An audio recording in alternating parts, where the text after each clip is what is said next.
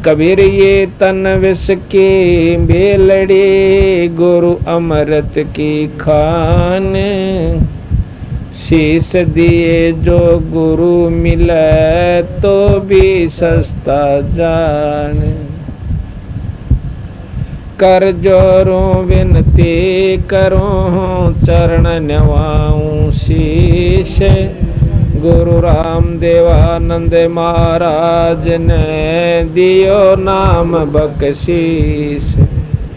गरीब कोटि कोटि सिजदा करूं कोटि कोटि प्रणाम, चरण कमल में राखियो मैं बांधे जाम गुलाम।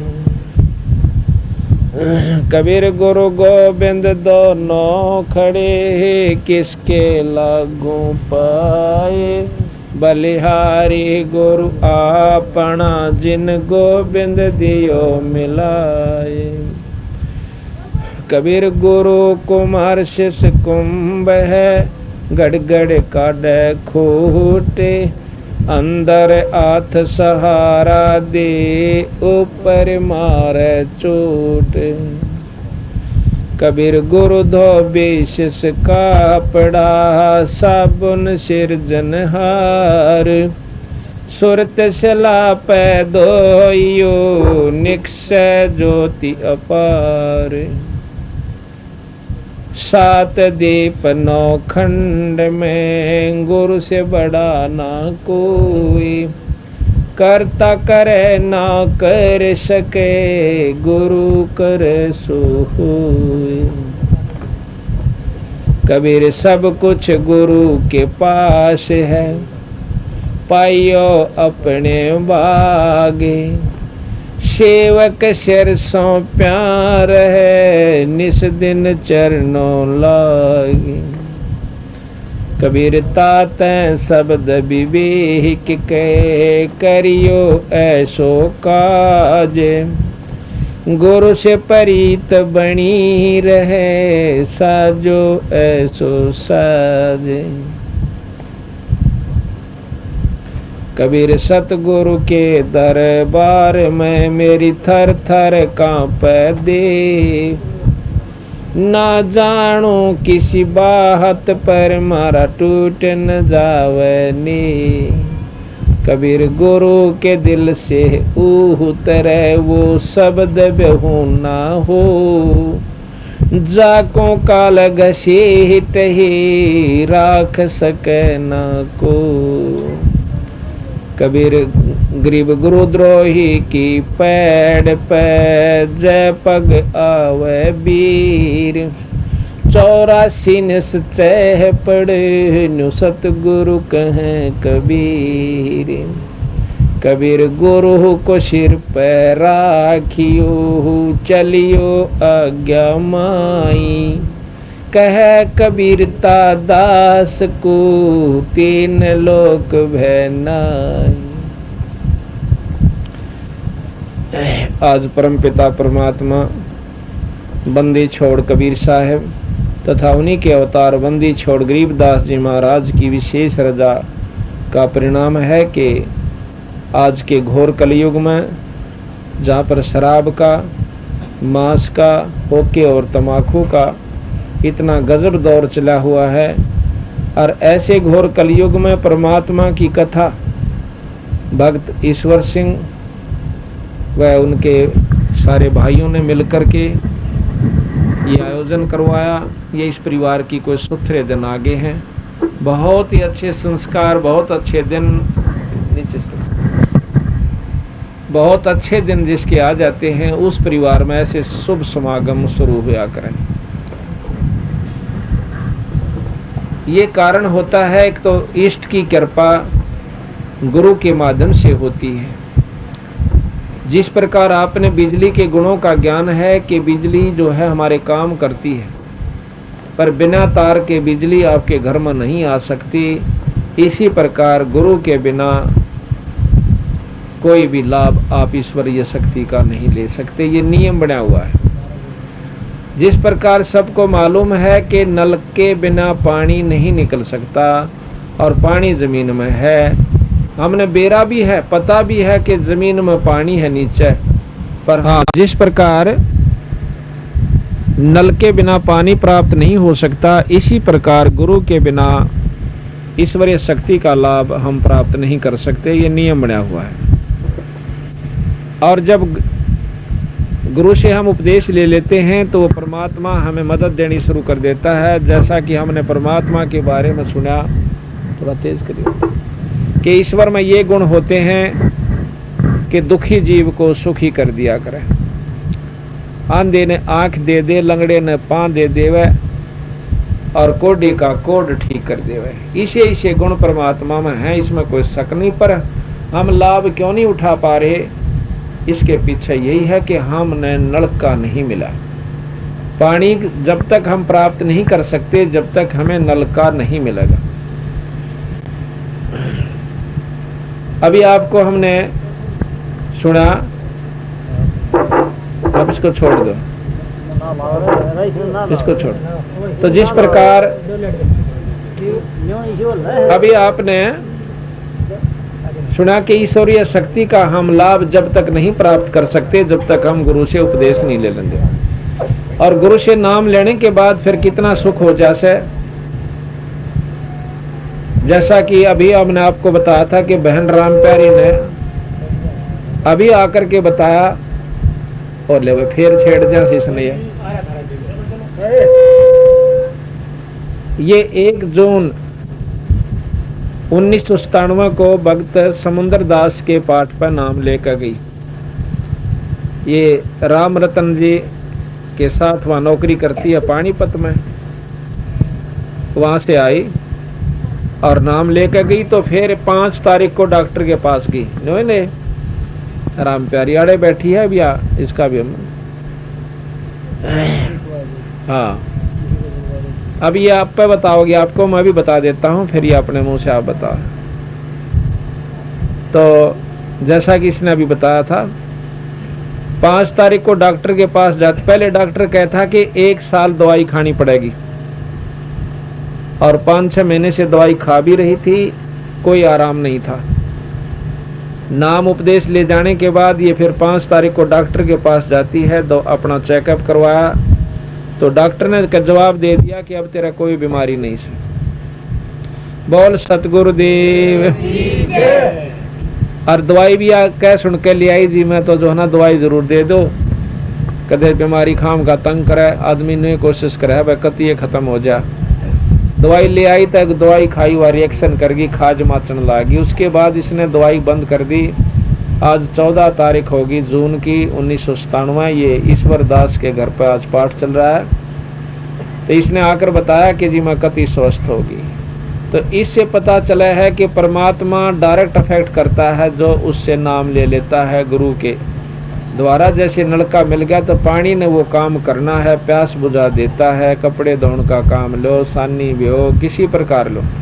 इसी प्रकार जब हम पूरे गुरु के संपर्क में आ जाएंगे तो हमारे घर में सुख सुख होना शुरू हो जाएगा। बहन राम प्यारी एक बार खड़ी होकर भाई फोटो ले बेबे का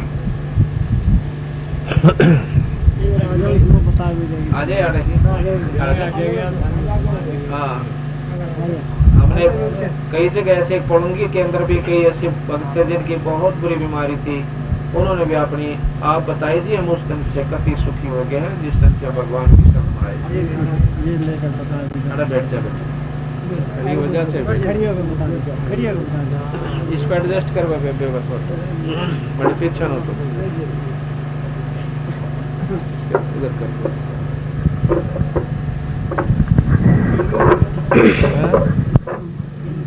ठीक है ठीक है, इसके ऊपर से निकल, कोई बात ना, हम कह देंगे। सत साहेब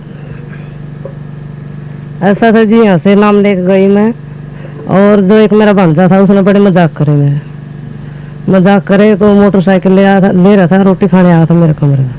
मजाक करे तो उसकी मोटरसाइकिल खराब हो गई, 15 दिन मिस्त्री के पास पड़ी रही, वो ठीक नहीं हुई।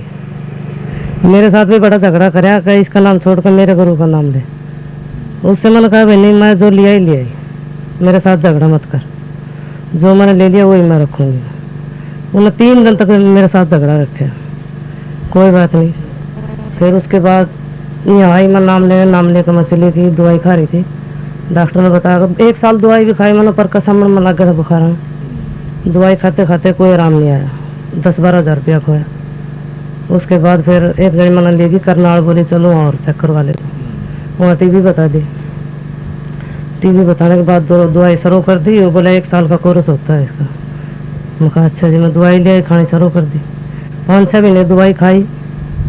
उसके बाद फिर यहाँ नाम लेने आके नाम ले पीछे मेरे कुछ शांति सी हो गई, और दवाई भी खाऊं थी तो वह मेरा खुजली हो गया, दफड़ पड़ जाऊँ थे गात में, दफड़ पड़ जाते मेरा आग लग जाती गात में, रोन लग जाते। उसके बाद मैंने दवाई ख़त्म कर दी लेनी। फिर दवाई लेनी बंद कर दी और मेरा कुछ शांति ही पड़ गई। फिर अब वह दवाई रखी पड़ी है घर है, दवाई जो मेरा शांति है बहुत ज़्यादा। डॉक्टर के पास भी गई? डॉक्टर के पास गई मैं, और डॉक्टर ने दो नाट गया, दवाई तो मेरे तो साफ नाट है। दवाई ना खा, कह दवाई तेरे को खानी नहीं तो ठीक है, बोल बंदी छोड़। उसके बाद भी मैं हंगा दिंगा करके उससे दवाई ले आई। फिर खाई तो फिर मेरा वही हाल हो गया। उसके बाद जी मैंने दवाई दी छोड़, अब मेरा ठीक है। बोल सतगुरुदेव। ये बहन राम प्यारी कौन से गांव की है तुम? मनाने के है। मनाना की है ये संभाल के पास। अच्छा, मनाना की तो ब्याह रखी है? नहीं जी, लड़के ब्याह की तरह की है। पोपड़ा पोपड़ा पोपड़ा ब्याह रखी है, मनाने की लड़की है। और ये राम रतन के साथ वहाँ मिल में नौकरी करती हो? हाँ, अब देखो है, हाँ दोनों वहाँ नौकरी करते हैं। तो ये परमात्मा के गुण होया करें, तुरंत फैसला देता है बंदी छोड़ भगवान कबीर साहब गरीबदास जी। एक पंजाब खोड़ के अंदर दूध दिया है खवासपुर का, रेवाड़ी के पास का यादव। और वो पंजाब खोड़ गांव है, एक पंजाब खोड़ दिल्ली सूबे में, कुतुबगढ़ के पास। तो वहाँ दूध का काम कर रहा है कई सालों से। तो उसको टीबी की बीमारी, पहले वैसे बीमार रहा, कई जगह खाया दवाई, ओपरे भी कहता। मैं कई गुरुओं से नाम भी लेकर आया, राधा स्वामी से भी, धन सतगुरु से भी, क्यों मर्दा के नहीं करदा। यानी 8 साल 89 से बता रखा था उसने, अपने इंटरव्यू दे रखा है। 1989 से वो दवाई खा रहा था और बीमार चल रहा था। घर का कति दो दिया था। तो उसने डॉक्टरों ने उसका टीबी बता दी, और 1 जनवरी 95 से वो टीबी की दवाई भी खा रहा था। कोई आराम नहीं, बल्कि खाट पकड़ चुका था।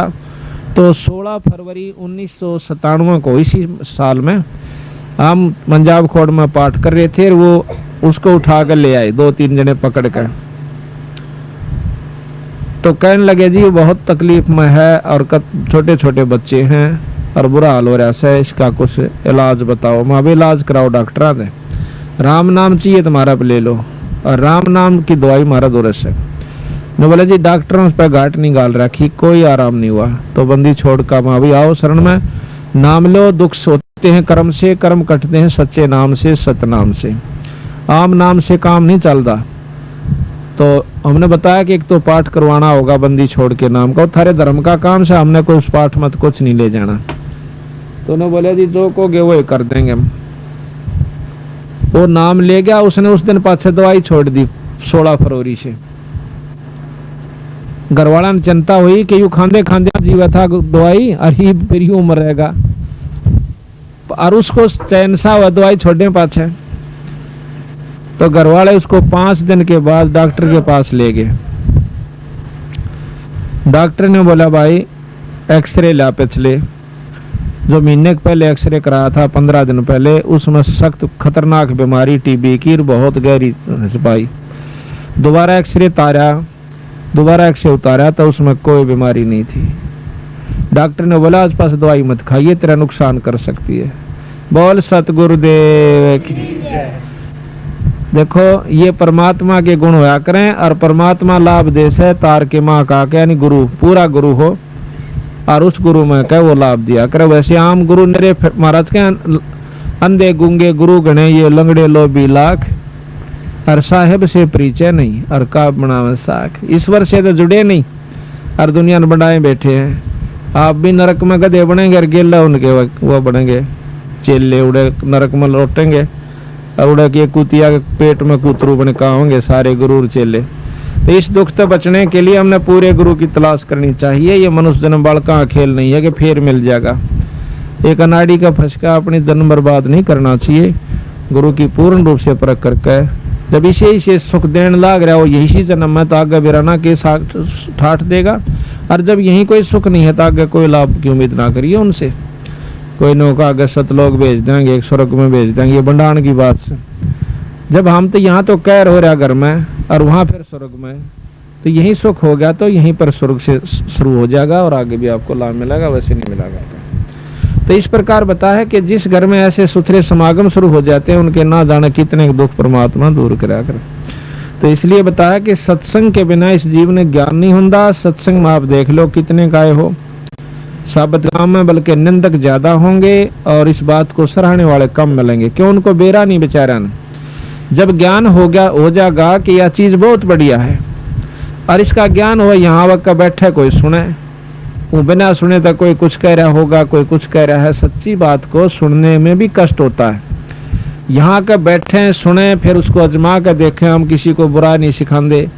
कोई बीड़ी शराब मांस तमाकू से पीछा छुटवाते हैं और परमात्मा के नाम पे लावासा। दारू पीने वाले को के बच्चों पर कितना बुरा असर पड़ता है। हुक्का पीने वाले पर कितना बुरा असर पड़ता है। एक दारू पीने वाला और हुक्का पीने वाला भी हमारे को जो बुरा बतावा है तो हमने उसकी बुद्धि का बेरा पट रहा है। वो कितने दिमाग उसके अंदर है। आप तो सारे काम करे ताश भी खेले और वो भी सत्संग की निंदा करता है तो आप हिसाब ला लियो वो कितना कामिल आदमी से जो हमारी निंदा करता है। फिर निंदक के बारे में कबीर साहब ने कहा कि निंदक मेरा नाम रो और बसो ना मुझसे दूर। भाई गाम गोर व गंदगी साफ करया करे सूर। जो गाम गोर व गंदगी हो से उसने सूराए का काम हो सा उस गंदगी ने साफ करने का। निंदक जो भगत का होता है वो सबसे प्यारा हो सा उसका वो उसके सारे अड़ंगे ने साफ करता है उसकी सारी बुराई ना आप ले लेता है। इसी प्रकार कहा है कि जब तक हम सत्संग में नहीं आवांगे तो हमने क्या का ज्ञान नहीं होगा। अब सत्संग ये भी नहीं जरूरी होता कि लाखों आदमी इकट्ठे हो जाए। जब वह सत्संग हुआ करे दो भाई बैठ के ईश्वर की चर्चा कर ले वो भी सत्संग कहलाता है। हो सकता है उसकी उसी में सद्बुद्धि आ जाए और नाम लेने की चेष्टा बढ़ जाए। तो इसलिए बताया सत्संग मोक्ष की दारा कोई समझ राम का प्यार। सत्संग मोक्ष की दारा कोई समझ राम का प्यार। अब सत्संग का सुनना कोई बड़ी बात नहीं। सत्संग तो बहुत सुन लिए होंगे पर उसको समझना नाम सत्संग का उस है। अगर समझाएंगे नहीं तो सुनी सुनाई बातों पर कोई लाभ नहीं होगा जब तक हम समझेंगे नहीं। कैसे जैसे मीराबाई ने समझा और सेऊ नाम के एक सम्मन ने समझा सेऊ ने समझा। इनका नाम सत्संग समझना उस है। किस प्रकार कि मीराबाई ने एक बारात देखी और उसमें दुल्हा देखा सजा धजा सिर पर उसका मुकुट मोड़ और अच्छे उसकी खूब छवि। इसने देख कर वह मीराबाई बालक सी थी ने बोली माँ यू कौन से यू फलानी का बनडा से। ने बोली माँ मेरा भी बनडा ला दे। बालक थी 5, 7, 10 साल की। उसने ज्ञान नहीं था यू के खेल से रोन लागी है मेरा भी बनडा ला दे मेरा भी बनडा ला दे।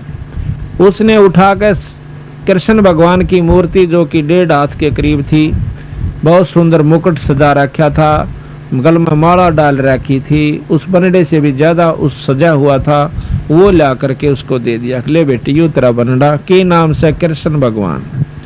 उस दिन पाछे उस मीराबाई ने उस ईश्वर को परमात्मा भगवान रूप में समझकर और उससे अपना पति स्वीकार कर लिया।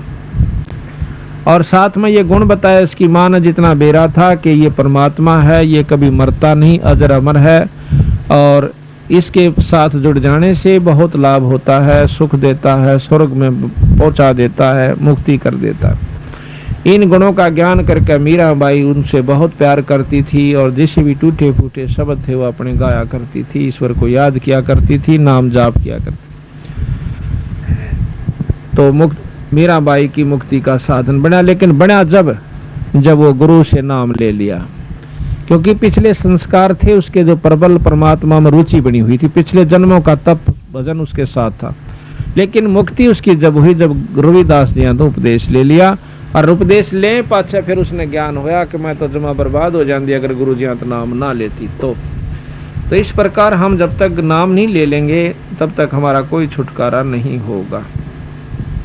तो बताया कि सत्संग समझे मीराबाई, करी सतनाम की कमाई। सत्संग समझे मीराबाई, करी सतनाम की कमाई। गुरु रविदास की शरणा आई, जब पाया मोक्ष द्वारा। है सत्संग मोक्ष की धारा, कोई समझ राम का प्यार। है सत्संग मोक्ष की धारा, कोई समझ राम। सत्संग समझा से शाना हो गया, साहिब कबीर का आना। सत्संग समझा से शाना हो गया, साहिब कबीर का आना। निकी समन न खिला दिया खाना, वो अमर किया मनियारा। है सत्संग मोक्ष की धारा, कोई समझ राम को। है सत्संग मोक्ष की धारा, कोई समझ राम का प्यारा। अब सत्संग समझना यो सब आइयो, देखो वो कहण सुन की बात तो कुछ हो रहे है, पर सही तत्व बगे जब हमने इस तरह खरा उतरना चाहिए जिस प्रकार से उस सम्मन उतरे। कैसे? एक सम्मन नाम का मनियार था, वो बंदी छोड़ से उपदेश ले लिया सारे परिवार ने। 3 प्राणी थे घर में, एक तो नेकी जो सम्मन की घरवाली, एक उनका लड़का दोनों का वो था शेव उसका नाम था। 3 प्राणी थे। अब देखो सत्संग जहाँ होता है बचपन से बच्चा पे हम जिस भी जकर घर में करांगे वही असर होया करे, रोजाना असर हो। इतने गरीब हालत थी उनकी, इतनी गरीब हालत थी बेचारा की कि कई बार तो जून उग जाया करती, पर कभी उन्होंने किसी की नीयत खराब नहीं करी, ना चोरी करी ना ठगी करी। अर्नियों क्या करते, बेटा भूल कर चोरी मत कर लियो, सत्यानाश हो जाता है जो चोरी करते हैं लोग, या कोई बुराई करते हैं, रिश्वत लेते हैं, कोई बुरा काम करते हैं। अपनी किस्मत पर सबर करके हमने रहना चाहिए। एक दिन भगवान कबीर साहब ने विचार किया, क्योंकि कमाल के अंदर अभिमान हो गया था, वो महाराज के संग ज्यादा रहता था, सेवा बहुत कराया करता। एक दिन उसके मन में अभिमान आ गया कि महाराज जी कि हाँ भाई मेरे जितनी सेवा आपकी कोई नहीं कर सकता। अब अभिमान चाहे माया का आ जाओ, चाहे वजन का आ जाओ, और भाई चाहे किसी शरीर का, चाहे औलाद का, चाहे संतान का, राज का, वो नष्ट कर दिया कर, भक्ति खत्म हो जाती है। जिस प्रकार एक बार नारद मुनि में अभिमान हो गया था, उसने जाकर के अपने पिता ब्रह्मा जी से कहा कि मैंने अब माया जीत ली है, काम क्रोध मोह लोभ अहंकार के वश में नहीं हो सकता। ब्रह्मा जी कहने लगे पुत्र मेरा आज्ञा तक कह दी है, पर और जो करना करिए किता। उसने सोची क्योंकि बालक ने मना करे ना, दूना चला करे उसका नहीं, बालक तक ये था पूरा अच्छे पूरे संत थे। फिर उसके मन में आई पिताजी तन्ने कहीं जाकर जब चीज उपलब्ध कर ली, मैंने जीत ली है, तो बताने में क्या डर से।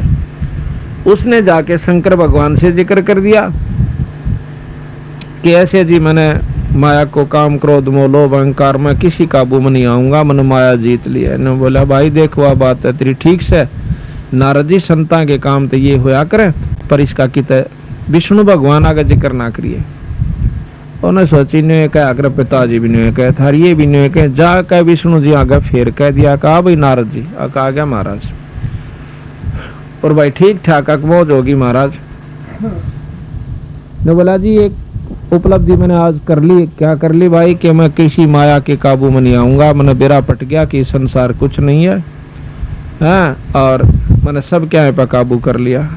वाह बेटा वाह, बहुत अच्छा करा। विष्णु भगवान ने सोचा कि देख शंकर जी का बस में को नहीं आया कामदेव, और यू कर लिया, ये इसका यू फुटे भागी भी चौधरी पाकेगा और यू गधा बनेगा फिर जाकर, इसका समाधान होना चाहिए। ने बोला ठीक है बेटा, बहुत बढ़िया करा, शाबाश। और यूं कह कर नारद जी चल पड़ा। तो रास्ते में एक मायावी महल, एक नगर बनाया। उस नगर के राजा की कन्या की शादी का उपलक्ष्य हुआ। उसमें बहुत से राजा इकट्ठे हुए। अब उसने नारद ने पूछा रहा ये की रोड़ा सा हो रहा, बाजे बाजन लग रहे और भाई बड़ा खूब धूमधाम हो रही। किसी ने बता दिया कि यहाँ फलाने राजा की कन्या का विवाह है। नारद ने सोचा चल देख लेते।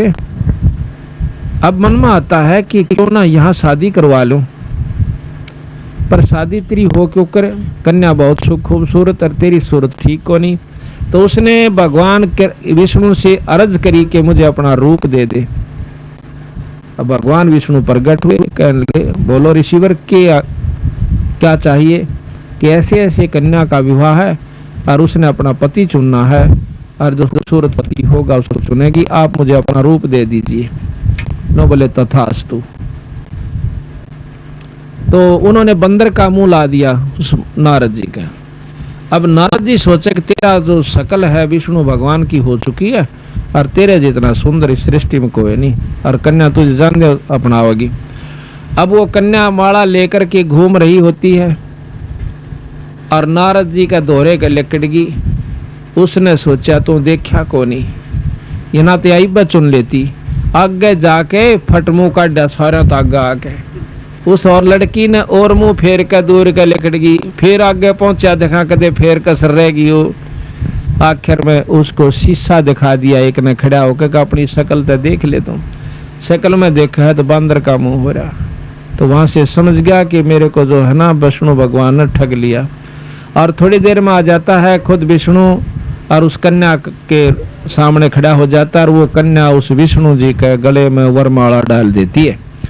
तो नारद जी ने विष्णु भगवान को श्राप दे दिया कि जिस कारण मैं पत्नी की वियोग में आज इतना दुखी हुआ, इसी प्रकार तुम भी एक दिन अपनी इस पत्नी के बारे में दर दर धक्के खाओगा और तेरी मदद भी जो है वानर करेंगे जिसका तने मुंह लाया। इतना का श्राप देकर के नारद जी अंतर ध्यान हो जाता है। एक बार की बात है कि रामचंद्र जी उस श्राप को पूर्ण करने के लिए सीता जी का हरण हुआ। राम वियोग करता हुआ घूम रहा है जंगल में, पहाड़ा का ऊपर। तो नारद जी पहुंच जाते हैं। नारद जी ने पता तो हो गया कि तेरे कारण इन्होंने कष्ट पाया।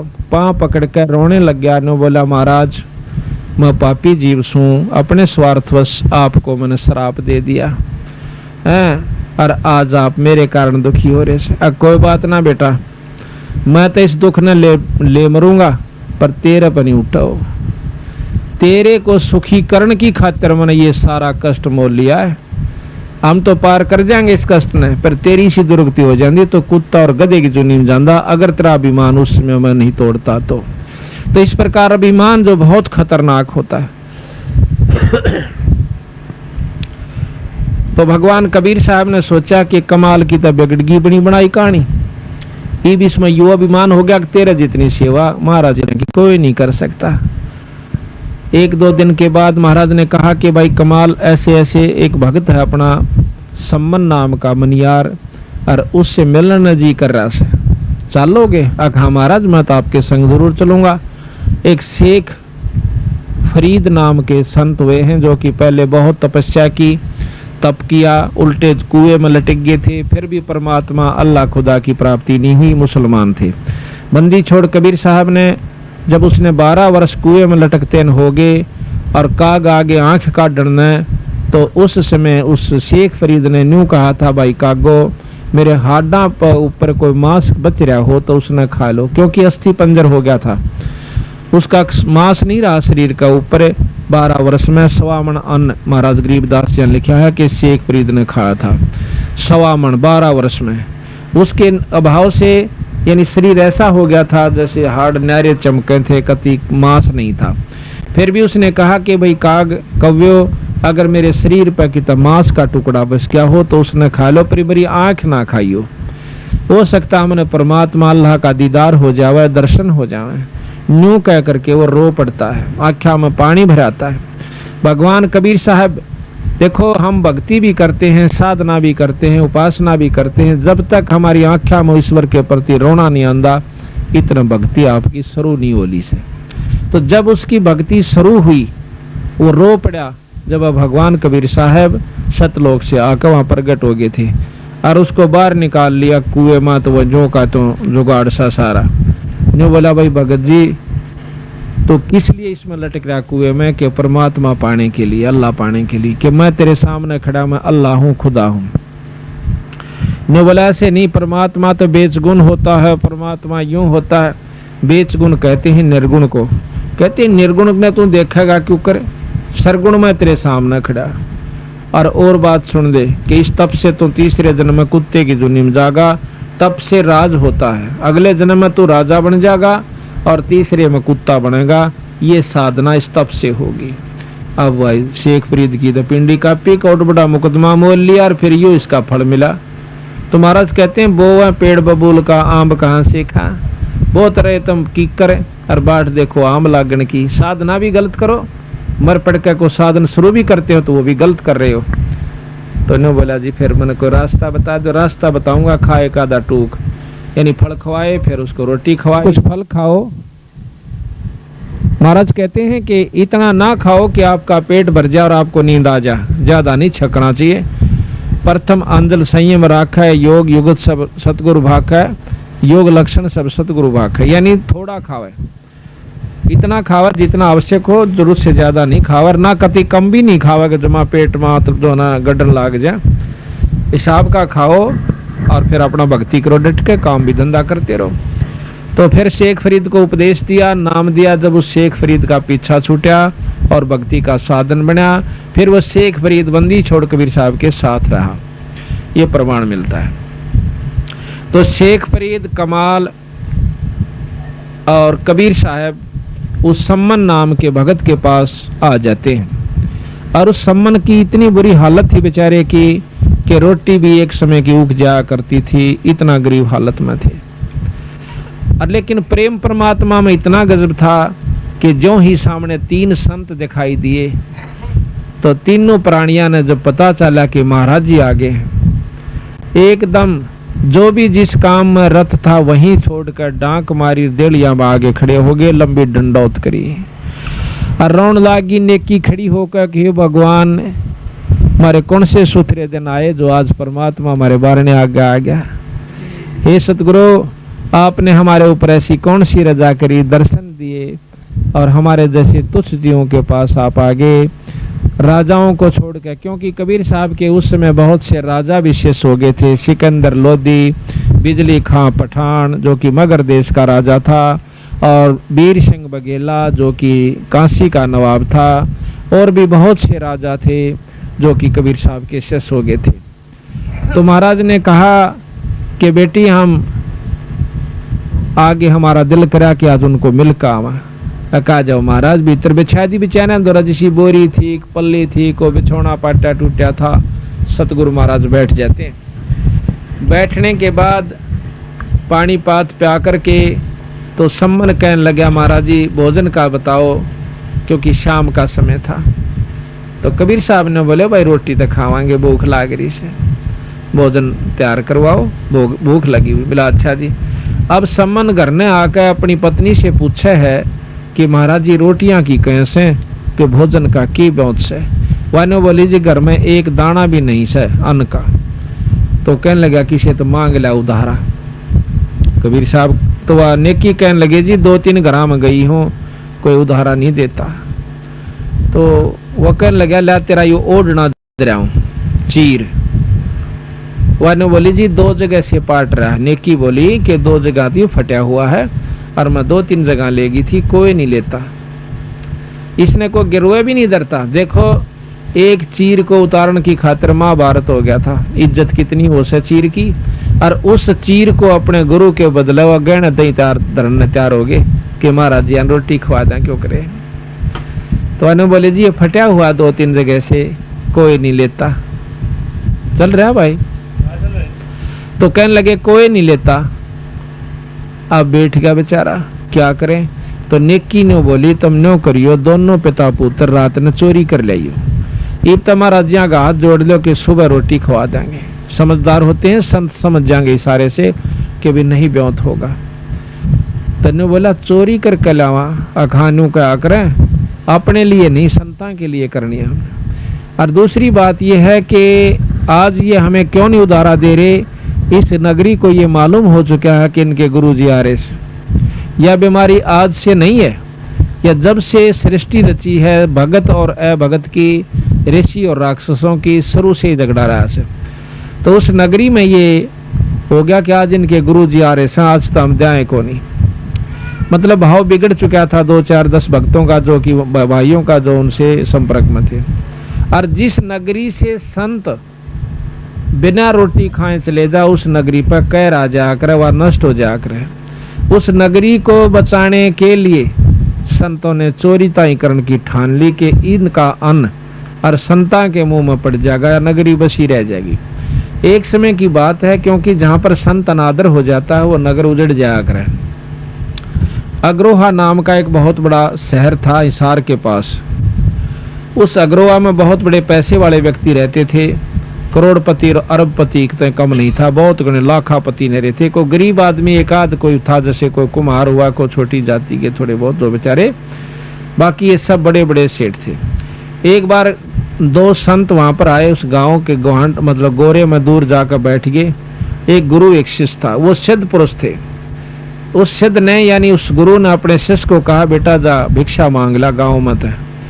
गाँव भिक्षा मांगन गया, जिसके बारे में आगे जा भाई भिक्षा दो, तो वो गाली देने लग जा, क्योंकि पैसे का अभिमान। न्यू का रोटी करके कौन खाई जाती थारे पे, चलो मारा पलदार लग जाओ, मजदूरी कर लिया करो, मस्टंडो तुम खा खा कर इतने मोटे हो रहे। तो संता का अनादर किया। वो शिष्य वापस आ गया, किसी भी घर में उसने अन्न नहीं मिला। और वो संत जो है छोटी जाति वाला तो नहीं लिया करते। तो वो जो है उसमें संत जो है नीची जाति वालों से अन्न नहीं लेते थे, क्योंकि वो तो गाल भी देंगे। पर वो गए उन सेठा के पास, उन सेठा ने जवाब दिया कि आप जो है करके क्यों नहीं खाते और दुनिया को ठगते फिरते हो, ऐसी वैसी बातें बनाई। वो चेला जो है वापस चला जाता है। वापस जाके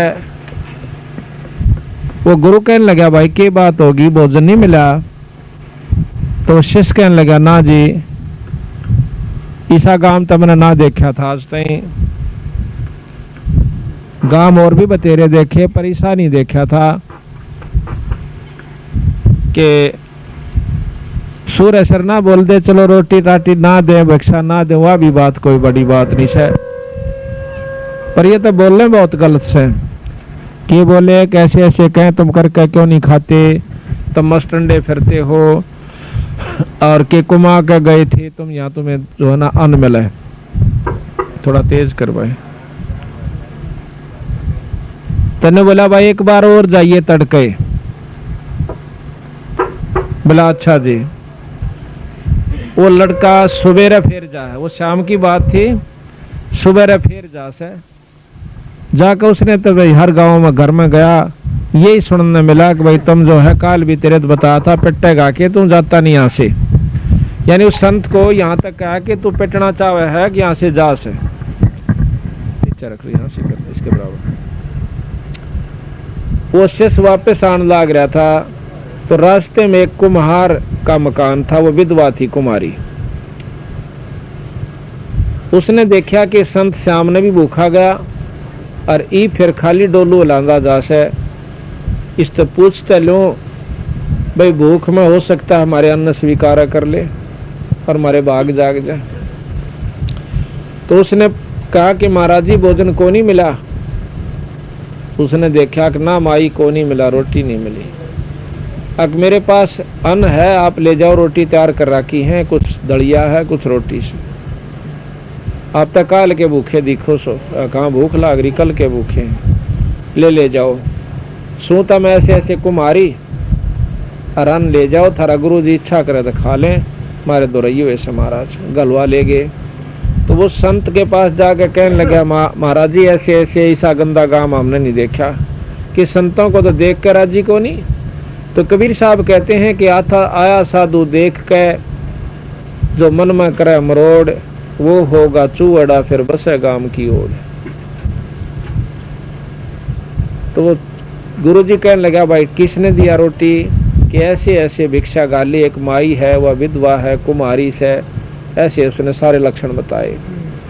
वह नो कहती जी मैं भिक्षा तो सांझ ने भी गाल दूं, पर मेरा दिल नहीं ठुक्या कदे मारी भिक्षा ना लेंदे हो। मिला भाई बात तो ठीक से, पर न्यो करे उल्टाए जा। उन्हें भोजन खा लिया और न्यो बोला वापस जा, और जाकर न्यो कह दे उस माई ने किस गांव ने छोड़ जाएगी। अब शश ने सोचा देख उस सन तो रोटी दी और उस सन जाकर न्यो को तो गांव छोड़ जा, पर गुरु जी का हुक्म। और साथ में न्यो कह दिए भाई उसके कान से में करो और किसा का बताइए मत ना, आज रात ने यू गांव खत्म हो जाएगा। उस शद ने कहा महात्मा ने, और यहाँ से चल पड़ेगी, जहां भी दिन छिप जाए उड़े डट जाएगी, उड़े बस जाएगी वहां, और बहुत सुथरी तरह बसेगी ये आशीर्वाद से। अब वो बुढ़िया ने तो सुना थी ये बात, उसका तो घी बंदगी देख, संत की बात खाली जा नहीं सकती। उसने अपना जो है गधा का ऊपर सारे बच्चे बिठाए, सारा घर का सामान लाद लिया, ऐसा थोड़ा सामान था, और जाकर के वहां से चली थी। क्यों 2-2:30 बज गए, शाम के 4 बज गए। चली तो 5-7 किलोमीटर गई थी। जब वह दिन छिप गया वहां अपना डेरा डाया, रोटी टूका किया। तो रात के अंदर एक हल्लन आवस है, भूचाल आता है। तो वो अग्रोहा जो गांव था बड़े बड़े सेठों का, रात के 12-12:30 बजे एकदम हल्लन आकर के वो सारा थेड़ हो जाता है। उसमें कोई आदमी नहीं बचा, जितने उसके अंदर थे सब खत्म हो जाते हैं। वो सेठ वो पैसे वाले वहां नष्ट हो जाते हैं, दब का मर जाते हैं। आज भी उस अग्रोहा के अंदर बहुत बड़ा थेड़ बना हुआ है, और उसके अंदर इतना धन निकलता है कि गवर्नमेंट ने वहां खुदवाई बंद कर रखी है। तो क्या हुआ कि सुबह लोगों ने पता चला कि एक गांव गर्क हो गया, भाई ऐसे ऐसे हल्लन आया था। उनको मालूम नहीं था कि ये कहानी ऐसे बन गई। कोई भी जो दुख आपदा प्राकृतिक आती है कि अप्राकृतिक आती है, ये सब अपने किए हुए कर्मों से आया करें। फिर पता चला कि उसमें तो एक लड़की औरत बचकर आ रही है, वह बिराना क्यों कर लकड़ाई और आड़ा इसी प्रकार अपने बच्चा ले बैठी से। आस पास के गुआंडा के आदमियों की इतनी उसके प्रति श्रद्धा बन गई, उसने जाकर बोले माई तो बहुत भगवान से बेबे, और नो कर तुम्हारे ठाठ तो बस कितना जान की जरूरत नहीं है, और ले तेरे नाम जमीन। यानी आस पास के गामा ने उसके नाम बहुत घनी जमीन कर दी। पानी बोली जी मैं क्या करूंगी इतनी जमीन की, मन तो अपना दोहना 2 रोटी का धंधा चाहिए। वह जमीन कर दी। और कोई गांव के आदमी आसपास के वहां का बसन लागे, हम भी यही मकान बनावांगे। आज उस कुमारियां के नाम तय एक बहुत बड़ा गांव बसा हुआ है, उस कुमारी के नाम तय, उसका नाम में कुमारियां है। उस गांव का बहुत बड़ा गांव हो गया, और वो थेड़ हो गया। तो इस प्रकार जिस गांव में संत का अनादर किया जाता है, उसकी निंदा की जाती है, वो गांव बसन की बाट नहीं देखे। अगर उसमें साधु नहीं है, भगत नहीं है, तो भगत हैं तो उस गांव को भी बचा लेंगे। तो इस प्रकार इस दुख को देखते हुए सम्मन ने अपनी स्वीकार कर लिया कि इस तरह से चोरी कर लेना भी चोखा, पर हम नहीं खावांगे उस अन्न को। तो उनका लड़का सेव रोज सुना करता कि चोरी करना माँ पाप हो से, जो चोरी करते उनका सत्यानाश हो से। तो वो अपनी माता पिता से कहने लगा कि माँ न्यू क्या करें, चोरी करने का नाश हो से। हाँ बेटा, चोरी करने का नाश जरूर होया करें, पर आज जो चोरी हम कर रहे हैं अपने लिए नहीं कर रहे, परमार्थ के लिए कर रहे हैं। ये संत जब भूखे चले गए बेटा, यो गांव गर्क हो जाएगा। ईसा भी जुल्म हो गया, बे गरीब आदमी का मैं माना जर उसने टूक ना मिला, वो गांव नहीं है, पर आज ये बच सकता है, ये तुम कर दोगे तो। तो छोरे का ही मच्छी बढ़ गई, देखो काम, इतने मेरे भाई खेला करते मेरे साथ, ये सारे खत्म हो जाएंगे, अरे इनको बचाने के लिए हम चोरी भी कर लें तो भी कोई बुरी बात नहीं से। तो दोनों पिता पुत्र ठीक रात के 12 साढ़े 12 बजे चल पड़ते हैं चोरी करने के लिए। सारा घूमे, एक बाणिये का जाकर लाला जी के पाड़ ला लिया। पाड़ ला करके वो सेऊ कहने लगा, पिताजी मैं से अंदर जाऊंगा और आप बाहर खड़े रहिए। तो सम्मन कहने लगा, नहीं बेटा, एक तो तुम्हारा ले देगा छोरा है और तेरी खातिर हमारा भाई सारा कुछ कर रहे, तू अंदर जाकर पकड़ा भी गया तो तेरे को सजा फांसी की दी जाएगी, क्यों राजाओं का राज ऐसे ही हुआ करते थे। और भाई मैं तेरे भीतर नहीं जान दे, तुम बाहर रह और मैं अंदर जाऊंगा। तो उन्होंने बोला, पिताजी मैं फिर भी बच्चा हूँ और आप बड़े हो, मने हो सकता माफी भी हो जा अनजान समझ के, न्यू कह करके और उस कुंडल में बढ़ जाता है, बाढ़ पाड़ के वहां का वो प्रवेश कर जाता है। पर न्यू बोला, बेटा एक काम करिए, 3 शेर 2.5-3 शेर तो फालतू मत लाइए, आमना नहीं चाहिए, 3 महात्मा से उन्होंने खातर चाहिए। तो उसने अंदाजे से सेऊ ने 3-2.5 शेर आटा बांध के एक अपने पाटे से कपड़े में और चालन की तैयारी करी। इतने में लाला जी की आंख खुल जाती हैं। उस लड़के का की तो ताखड़ी तुखड़ी पर 5 टिकियां दे रहे, वो खुड़का हुआ। खुड़का होते ही लाला चोर चोर करके उसको पकड़ लेता है, पाड़ में बढ़ते बढ़ते के पांव पकड़ देता है। तो नो बोला, पिताजी मैं तो बाणियन पकड़ लिया सू और ये ले तू या आटा और महाराज जी खातिर रोटी बनवा दिया। सम्मन रोटी पोटली ठा के 2.5-3 शेर आटे की अपने घर न आ जा से और लाला जी ने पकड़ के छोरा थाम के बांध दिया।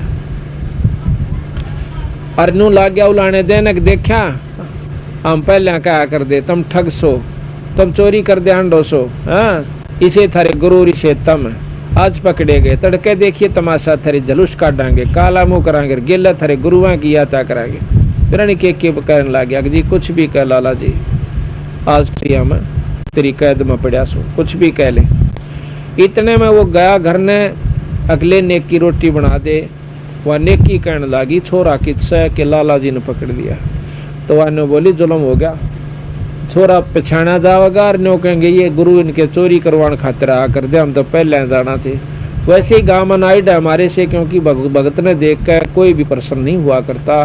ये पुरानी प्रमाण से सारे देख लो, जब से सृष्टि रची है भगता गेला ने खइये लाए न और फिर उनका बक्कल उतरा, किसी ने देख लो आखिर तक की कहानी आपके सामने है। तन्यो कर तो उल्टा जाकर छोरे का सिर काट लिया। देख रोटी तो खवाई ना गई, गुरुआ काड़ा बेचती और करवा दिया हमने। देख कितने नीच व्यक्ति हम, इस ताता तू छोरे ने काट दे, पछाण में ना होगा। तो वो गया लेकर तलवार करद हाथ में लेकर के सम्मन चालस है। तो मन में नो भी विचार करा, बता छोरे ने क्यों कर काटूं, पर सामने नो दिखा कि काल नाम पकड़े जाएंगे, छोरा पकड़ा जाएगा, गुरुआ की बेइज्जती होगी। जुल्म हो गया भाई, चाड़ा पाट गया। और गुरु जी ने कहेंगे तुम अच्छे न कमे भाई चोरी कर दे हंडो, मनाट्या करता चोरी नहीं कराया करते, या और साका हो गया जानना। तो जाके उस लाला जी के उस पाड़ माँ का नो बोला भाई सेऊ एक बहुत जरूरी काम से मैं 2 बात बतलाना चाहूँ। उधर से लड़के के मन में भी ये आ जाता है कि हे परमात्मा आज किसी तरह मेरे पिता ने ये सद्बुद्धि दे दो कि मेरी नाड़ काट ले जावे, ना तो जुल्म हो जाएगा। तो इतने जब आवाज दी सम्मन ने, सेऊ का शिड़क सी हुई कि पिताजी हाथ हो गए। कहने लगे भाई सेऊ एक बार मेरी 2 बात सुन ले भाई, काल न तो मेरा ना तू की होगा और मैं की होगा। तो वो कहने लगा लाला जी से सेऊ के लाला जी मेरा पिताजी बाहर खड़ा से, मैं तो 2 बात कर लेता हूँ, अग भाग जाएगा तू भाग जाएगा थारी चाल से, अग मेरे पाँव बांध दे थाम कर नाड़ नाड़ काटूंगा, मेरे पिताजी यहाँ तो कान में बात करूंगा।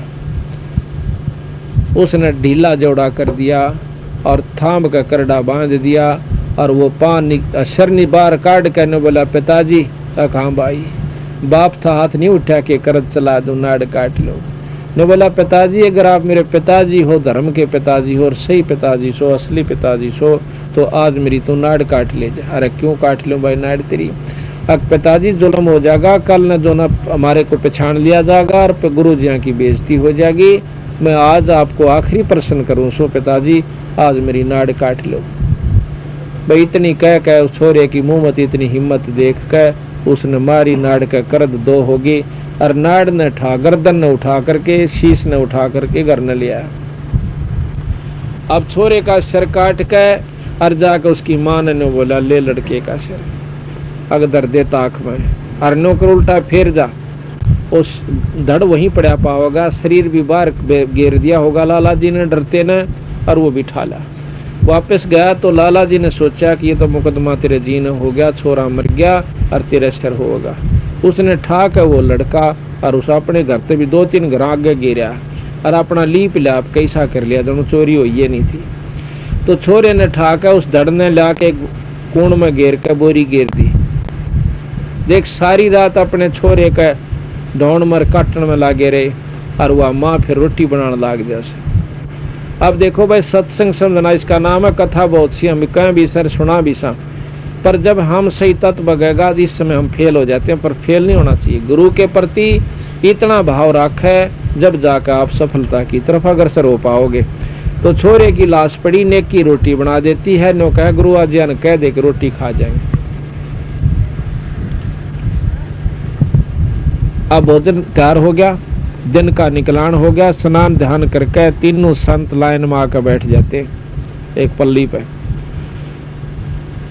और उन्होंने 3 कसोरिया में मिट्टी के कसोरे जो पुराने धराने थे उनमें ला करके 3 जगह रोटी डाल दी भोजन। कबीर साहब कहने लगे भाई इसने 6 जगह कर दो, क्यों 3 वह थे, 3 प्राणी घर के थे, 3 संत थे। तो नेकी कहने लगी महाराज आप खा लो, हम तो फिर खा लेंगे, आप अतिथि हो, हमारे पूज्य गुरुदेव हो, आप खा लो। ने बोला ना भाई मैं भी खाऊंगा और तुम भी गेले खावांगे इकट्ठे। उन्होंने भाई देखो गुरु कैसे करा करें, तो मेरी बात मानो। उन महाराज की बात मानते हुए 5 दोना में 5 कसोरा में डाल दिया। महाराज बोले भाई 6 में कर दो।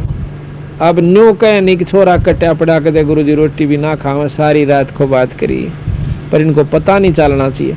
तो उन्हें 6 दोनिया में डाल कर बोला जाओ तुम भी बैठ जाओ। वह दोनों तो बैठ के पर लड़का नहीं। अब कबीर साहब को बालक थोड़े थे, वो तो परमात्मा थे। तेने बोला भाई आजा सेऊ जी मिलो ये प्रसाद प्रेम, और शीश कटा करें चोरा के, सादा करनी तकसीम, अक्सीम कहें अक्समा हुआ करें संता के। तो कहते हैं सेऊ दड़ पर शीश चढ़ा और बैठा पंगत माँ है, और नहीं गहरा नाड़ के ओ सेऊ अकना। मात पिता भी हैरान रह गए, कितना निशान भी नहीं था कि नाड़ काटी थी।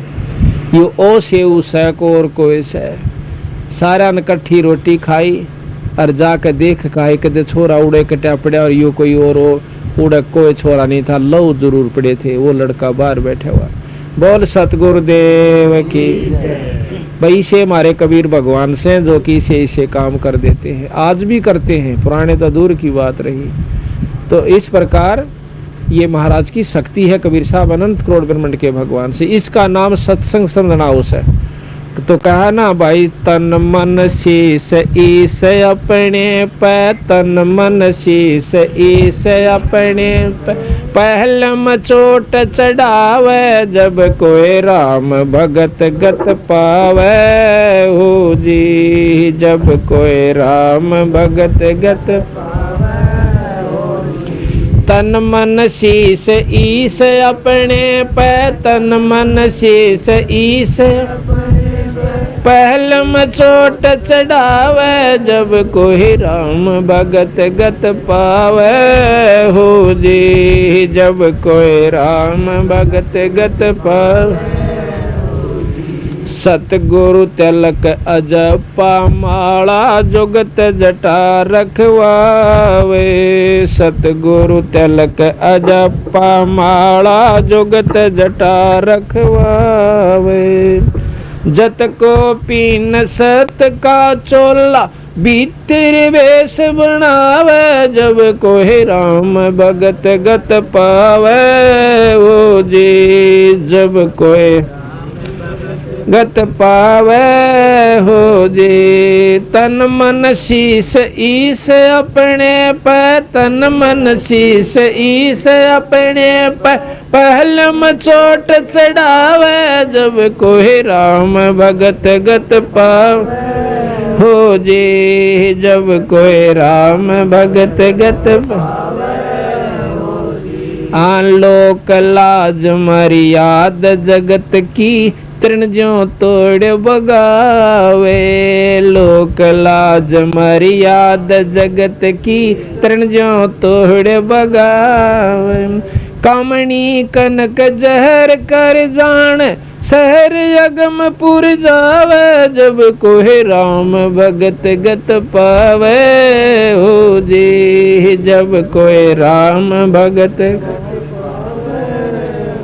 तन मन शीस ईस अपने पे तन मन शीस अपने पे पहलम चोट चढ़ावे जब कोई राम भगत गत पावे हो जी जब कोई राम भगत पावे हो आजो पतिव्रता पति सिराती आन पुरुष ना भावे जो पतिव्रता पति सिराती आन पुरुष ना भावे बस पीहर में सोरत परित में न्यो कोई दान लगावे जब कोई राम भगत गत पावे ओ जी जब कोई राम भगत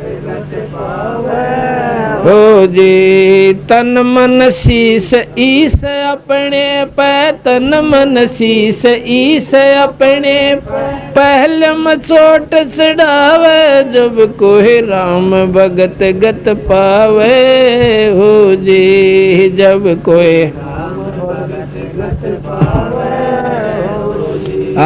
स्तुति नंदा मान बढ़ाई मन से मारे गिरावे स्तुति नंदा मान बढ़ाई मन से मारे गिरावे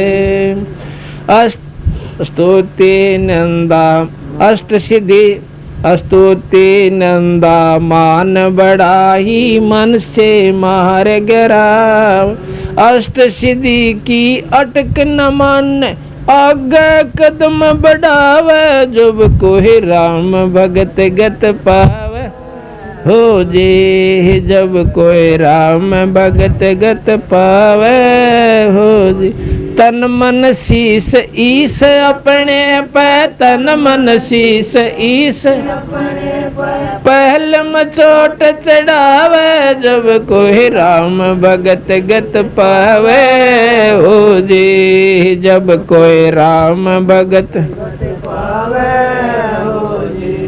आशा नदी उलट के डाट आडा बंद लगावे आशा नदी उलट के डाट आडा बंद लगावे भव जल खार समुंदर माही बोर न खोड़ मिलावे जब कोई राम भगत गत पावे ओ जी जब कोई गत पावे हो जी तन मन शीस ईस अपने पे तन मन शीस पे पहलम चोट चढ़ावे जब कोई राम भगत गत पावे हो जी जब कोई राम भगत गत पावे हो जी गगन महल गोबिंद गुमानी पलक माही पहुँचावे गगन महल गोबिंद गुमानी पलक माही पहुँचावे नित्यानंद माटी का मंदिर नूर तेज हो जावे जब कोई राम भगत गत पावे हो जी जब कोई तन मन शीस ईस अपने पे तन मन शीस ईस अपने पहली चोट चढ़ावे जब कोई राम भगत गत पावे हो जी जब कोई राम भगत गत पावे सत साहिब तन्यू बता से कि तन मन शीस